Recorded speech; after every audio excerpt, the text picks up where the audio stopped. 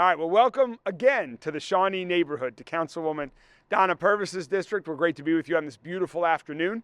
I wanted to start this week by talking about our administration's and my number one priority, and that's improving public safety. And that includes removing some of our city's most violent criminals from our streets to make our city safer, to reduce the amount of violence that's plaguing our community.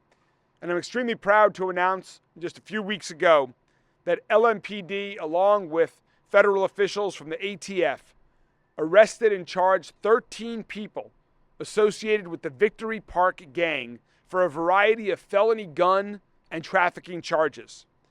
Our officers seized nearly 200 pounds of methamphetamine, along with several guns.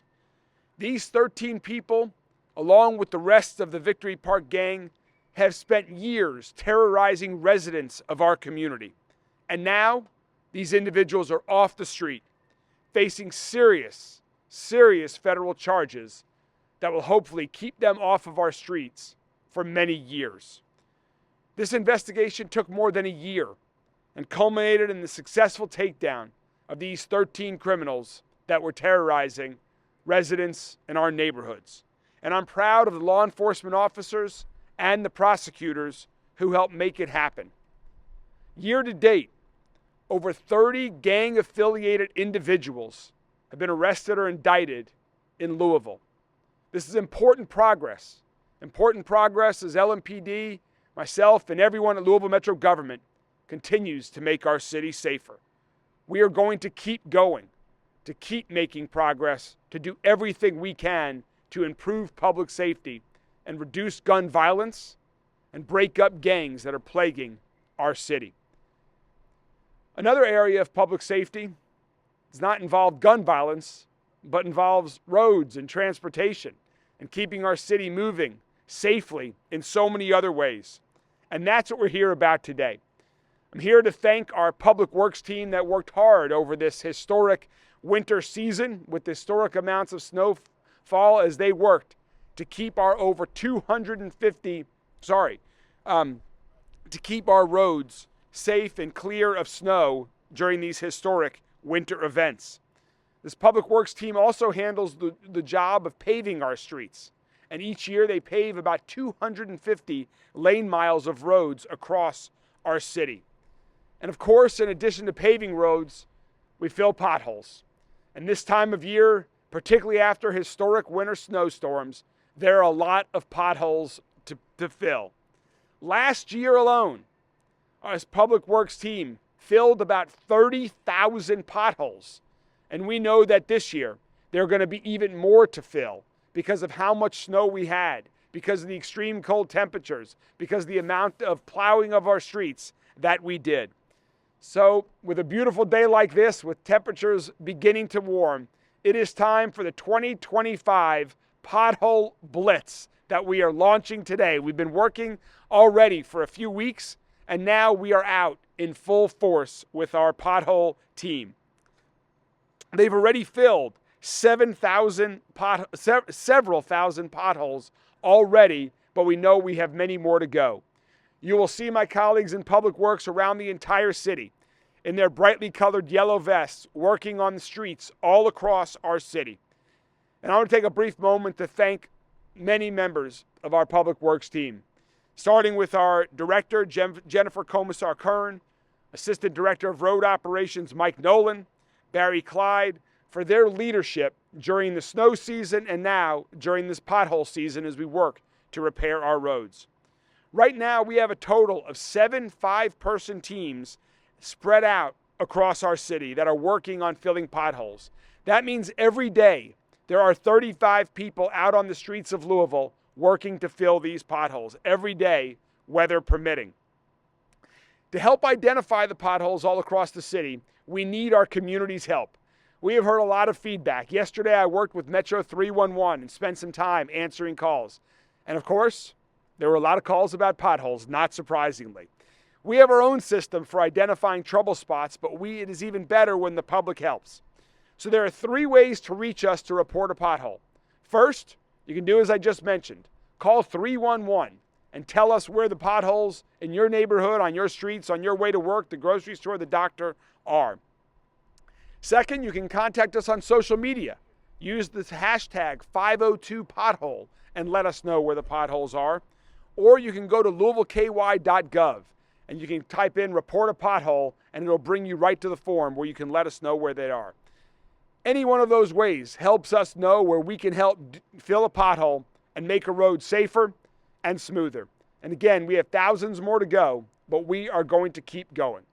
So now let me introduce a colleague of mine on Metro Council in whose district we are today in the beautiful Shawnee neighborhood, a person who is about as passionate about filling potholes in her district as I am in the city. Please join me in welcoming Metro Councilwoman Donna Purvis. Donna? Good afternoon. It is a beautiful day to be in the Shawnee neighborhood. I want to thank everyone that is out here today, especially Jennifer Kern and Deputy Mayor Nicole George. I'm surprised, Mayor, that they still work for you because I wore them out. We had a rough winter and now we have rough roads, but I assure you that they are going to get it taken care of. As the mayor says, there are several ways that you can contact us and identify these roads with potholes. In addition to that, you can also email me at donna.purvis@louisvilleky.gov, as well as call my office 574-1105 to handle calls for District 5, and those neighborhoods are Chickasaw, Shawnee, Portland, and Russell.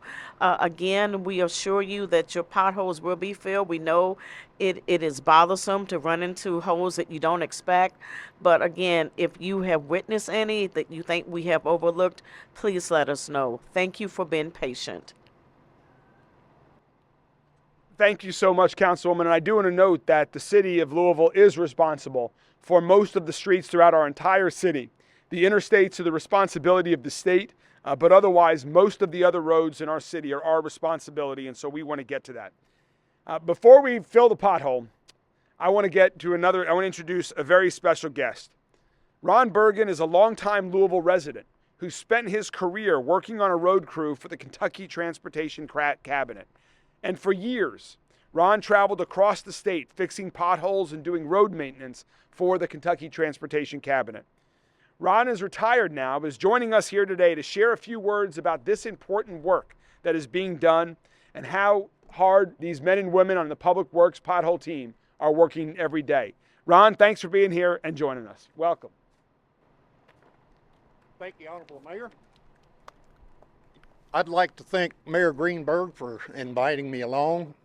It is a privilege, a real privilege for a taxpaying citizen to get the opportunity to see this man, after having years of experience of filling potholes. He was a very professional pothole man. So y'all remember that now. If he ever needs a job, we know where to find us an extra hand. But no, of all seriousness, I really want to thank each and every one of these folks with Metro government. They're all good people. I really like what's going on with Mayor Greenberg. The man is with everybody, every cabinet. He treats his employees like human beings and like they're very special people, in which they are. This is how I went home a lot of times. As you can see, we want people to look good for these news and press conferences. These guys right back here, they're the backbone. The ladies and gentlemen that works for the county, the road, Metro, they go home like that. They don't go home bright and shiny as you see them. And it's very dangerous out here on these roads. People forget that when they pop around the curve at 60 miles an hour, these guys are out in the middle of the road filling these potholes so they can safely get home to their family and their kids. Well, a lot of times, these guys, they'll trip like you have a shovel. They'll trip on a shovel or something that'll cause them to move out into traffic. And if people are not aware and conscious of what's going on around them, always be aware of your surroundings. Make sure you know what's up ahead. When you see those lights, they're not there just for display. They're there to show you that there is construction workers in all aspects, all counties and municipalities throughout this county and state. Please, please let them go home to their family because their family loves them. And just a few minutes of your time is important. Just a few minutes. If it's as important to you as it is to their life, then take that few minutes and slow down. Pay attention. You know, if you drop your cell phone, it falls in your lap. Don't do like the dude on the Big Lebowski. Go flying down the alleyway and smack into a big garbage container or something. It might be a state worker. It might be a county worker that you're running over. Please be aware of your surroundings. Let these guys go home. These things are highly visible to the length of a football field. They're highly visible. So with that being said, please use caution with these guys and let them do their job. There will be more potholes. There will be, because Mother Nature says it's so, and it will happen. So thank you, and I appreciate it.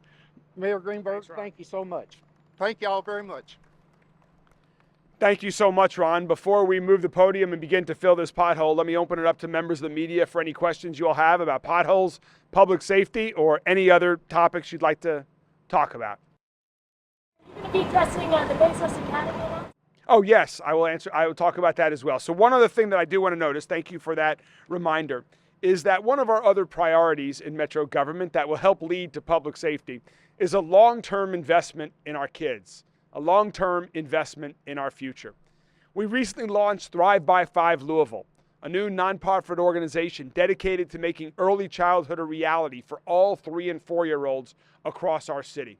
And we're also working with other partners to work to make that happen so that every child enters their first day of kindergarten ready to learn and ready to succeed. The research is very clear that kids who have an early start on their education are going to live healthier lives. They're going to earn more money to provide for their families. They're less likely to be arrested for a violent crime. There are so many benefits for early childhood learning.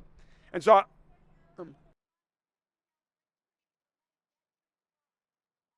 that is a problem. They took down a beautiful live one in my front yard while there are tons of dead ones falling down every day. No. He said he's open questions up to the city and he wants. I'd be happy to talk about trees if you give me one second. Let me just finish talking about this topic and then I'll be happy to answer your question. Play more and have less structure, actually are more educated and have higher IQ scores. Well, thank you for your input. That is fine. If you let me finish speaking, I'd be happy to answer any questions that you have. I will be happy to answer your questions. I'll talk about trees. Will be the very first question I talk about. Thanks. And so one of the ways that we're also working to promote early childhood education is by working with other partners. And we're very fortunate that the Bezos Academy has made Louisville one of the cities in which they are investing. They're investing by having free, high-quality, year-round early childhood learning centers inspired by Montessori education approaches that are going to be in our community. And now they have opened for applications. Again, this is going to be free, year-round early learning opportunities for 3- and 4-year-old kids across our community. There are 3 of them located in the Russell neighborhood, in the Fairdale neighborhood, and the Okolona neighborhood. And the applications are now available. It is a lottery system. There are certain criteria, but you can apply if you are a parent or a guardian of 3- and 4-year-olds and you are interested in getting your child enrolled. You can please apply on the website, the bezosacademy.org/eligibility to find out more information and to learn. We want all of our kids to have an early start in their education, and we're proud that the Bezos Academy is in our city, and we're so excited for the work that Thrive by 5 is doing. Thank you for that reminder, and now I'd be happy to talk about trees. If you could give us the information about specifically which trees you're talking about. I can't address the specific comment. I'm not familiar with that, but we'll be more than happy to get you a very thorough answer. And if there are dead trees that are the responsibility of the city, we will make sure we get out there and fix them. But you're not going to the parkway and talking to the neighborhood. You just came in and said somebody while you're leaving trees that are dropping branches so you left trees that were good. And there was no way of actually trying to help the trees. You just came in and decided to kill them, rather than actually irrigating and giving a chance for trees to live. It would decrease the oxygen quality because we're taking all the big trees away because they're old and they're scared. Ma'am, you're standing right next to my Deputy Mayor, Nicole George. She oversees the Parks Department. She knows more about trees than anyone in our administration. If you could please give her all the information, we will definitely follow up. Thank you. One more time about the application process. It's open now. How long will that last? Yes, so these are applications for, the question was about the Bezos Academy and the application process. These are for applications beginning in the fall of this year. So you can apply between now and May. And if you go online to the bezosacademy.org, all of the information about the eligibility requirements as well as how to register for this lottery application system are online. Right? There is a fourth one coming. They're currently taking applications for 3 of the 4 that will be ready this fall.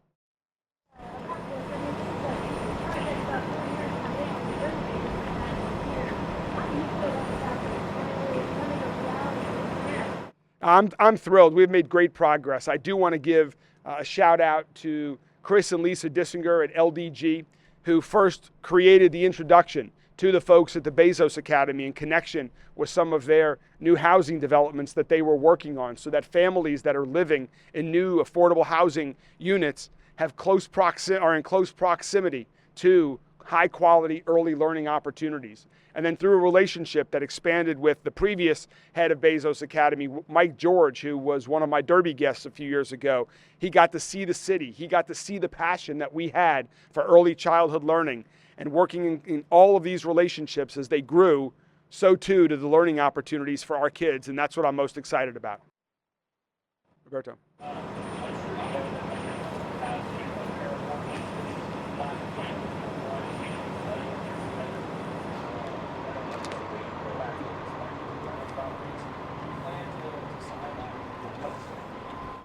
The question was about last week. The Metro Council passed 2 ordinances regarding changes to the lead ordinance and the rental registry ordinance. I do not support making these changes, and I think the reason that we're making them is for unfortunate reasons. I do not plan to sign either one of those ordinances, but they will go into law without my signature. Are there other questions?